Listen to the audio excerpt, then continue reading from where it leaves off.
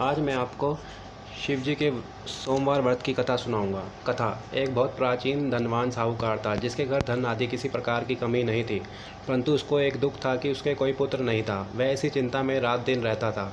वह पुत्र की कामना के लिए प्रति सोमवार को शिव जी का व्रत और पूजन किया करता था तथा सायकाल को शिव मंदिर में जाकर शिव जी के श्री विग्रह के सामने दीपक जलाया करता था।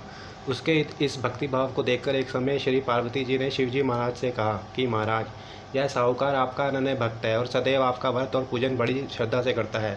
इसकी मनोकामना पूर्ण करनी चाहिए। शिव जी ने कहा, हे पार्वती, यह संसार कर्म क्षेत्र है। जैसे किसान खेत में जैसा बीज बोता है वैसा ही फल काटता है, उसी तरह इस संसार में प्राणी जैसा कर्म करते हैं वैसा ही फल भोगते हैं। पार्वती जी ने अत्यंत आग्रह से कहा, महाराज, जब यह आपका अनन्य भक्त है और इसको अगर किसी प्रकार का दुख है तो इसको अवश्य दूर करना चाहिए, क्योंकि आप सदैव अपने भक्तों पर दयालु होते हैं और उनके दुखों को दूर करते हैं। यदि आप ऐसा नहीं करेंगे तो मनुष्य आपकी सेवा तथा व्रत क्यों करेंगे। पार्वती जी का ऐसे आग्रह देख शिव जी महाराज ने कहने लगे, हे पार्वती, इसके कोई पुत्र नहीं है। इसी चिंता में यह अति दुखी रहता है। इसके भाग्य में पुत्र न होने पर भी मैं इसको पुत्र की प्राप्ति का वर देता हूँ, परंतु यह पुत्र केवल 12 वर्ष तक जीवित रहेगा। इसके पश्चात वह पुत्र मृत्यु को प्राप्त हो जाएगा। इससे अधिक मैं और कुछ इसके लिए नहीं कर सकता। यह सब बातें साहूकार ने सुन रहा था। इससे उसको ना कुछ प्रसन्नता हुई और ना ही कुछ दुख हुआ।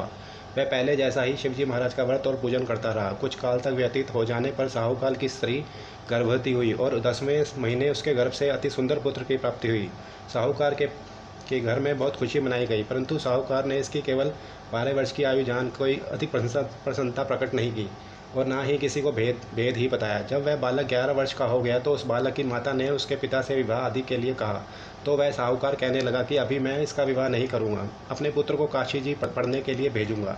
फिर साहूकार ने अपने साले अर्थात बालक के मामा को बुलाकर बहुत सा धन देकर कहा, तुम इस बालक को काशी जी पढ़ने के लिए ले जाओ और रास्ते में जिस स्थान पर भी जाओ यज्ञ करते हुए ब्राह्मणों को भोजन कराते जाओ। वह दोनों मामा भांजे यज्ञ करते हुए ब्राह्मणों को भोजन कराते जा रहे थे। रास्ते में उनको एक शहर पड़ा। इस शहर में राजा की कन्या का विवाह था और दूसरे राजा का लड़का जो विवाह कराने के लिए बारात लेकर आया था वह एक आंख से काना था। उसके पिता को इस बात की बड़ी चिंता थी कि कहीं वर को देख कन्या के माता पिता विवाह में किसी प्रकार की अड़चन ना पैदा करें। इस कारण जब उसने अति सुंदर सेठ के लड़के को देखा तो उसने मन में विचार किया, क्यों ना दरवाजे के समय इस लड़के से वर का काम कराया जाए। ऐसा विचार कर वर के पिता ने इस लड़के को और माता से और मामा से बात कर की तो वह राजी हो गए। फिर उस लड़के को वर के कपड़े पहना तथा घोड़ी पर चढ़ा पर दरवाजे पर ले गए और सब कार्य प्रसन्नता से पूर्ण हो गया। फिर वर के पिता ने सोचा कि यदि विवाह कार्य भी इसी लड़के से करा लिया जाए तो क्या बुराई है। ऐसा विचार कर लड़के और उसके मामा से कहा, यदि आप फेरे का और कन्यादान का काम भी करा दें तो आपकी बड़ी कृपा होगी। मैं इसके बदले में आपको बहुत सा कुछ धन दूंगा। उन्होंने स्वीकार कर लिया। विवाह कार्य भी बहुत अच्छी तरह से संपन्न हो गया।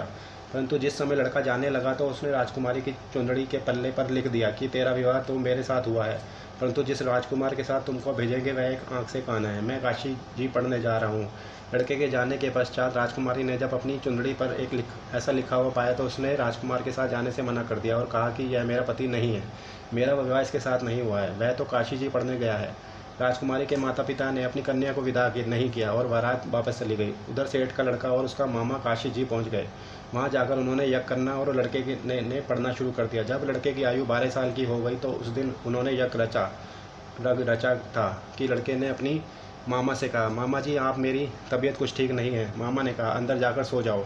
लड़का अंदर जाकर सो गया और थोड़ी देर में उसके प्राण निकल गए। जब उसके मामा ने आकर देखा तो वह मुर्दा पड़ा था, तो उसको बड़ा दुख हुआ और उसने सोचा कि अगर मैं अभी रोना पीटना बचा दूं तो यज्ञ का कार्य अधूरा रह जाएगा। अतः उसने जल्दी से यज्ञ का कार्य समाप्त कर ब्राह्मणों के जाने के बाद रोना पीटना आरंभ कर दिया। संयोग पर उसी समय शिव पार्वती जी उधर से जा रहे थे। जब उन्होंने जोर जोर से रोने की आवाज़ सुनी तो पार्वती जी ने कहा, महाराज, कोई दुखिया रो रहा है, इसके कष्ट को दूर कीजिए। जब शिव जी पार्वती ने पास जाकर देखा तो वह एक लड़का मुर्दा पड़ा है। पार्वती जी कहने लगी, महाराज, यह तो उसी सेठ का लड़का है जो आपके वरदान से हुआ था। शिव जी ने कहा, हे पार्वती, इसकी आयु इतनी ही थी, सो यह भोग चुका। तब पार्वती जी ने कहा, हे महाराज, इस बालक को और आयु हे महाराज, इस बालक को आयु दो नहीं तो इसके माता पिता तड़प तड़प कर मर जाएंगे। पार्वती जी के बार बार आग्रह करने पर शिव जी ने उसको जीवन वरदान दिया और शिव जी महाराज की कृपा से लड़का जीवित हो गया। शिव जी फिर पार्वती के लाश चले गए।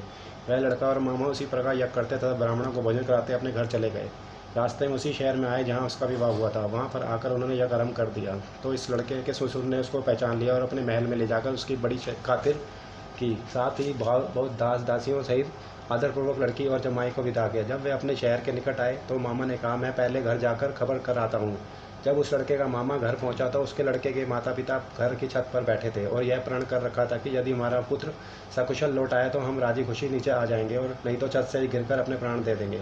इतने में उस लड़के के मामा ने आकर यह समाचार दिया कि आपका पुत्र आ गया है। तो उनको विश्वास नहीं आया। उसके मामा ने शपथ पूर्वक कहा कि आपका पुत्र अपनी स्त्री के साथ बहुत सारा धन लेकर आया है। तो सेठ ने आनंद के साथ उसका स्वागत किया और बड़ी प्रसन्नता के साथ रहने लगे। इसी प्रकार से जो कोई भी सोमवार के व्रत का धारण करता है अथवा इस कथा को पढ़ता है और सुनता है, उसकी समस्त मनोकामनाएं पूर्ण हो जाती हैं।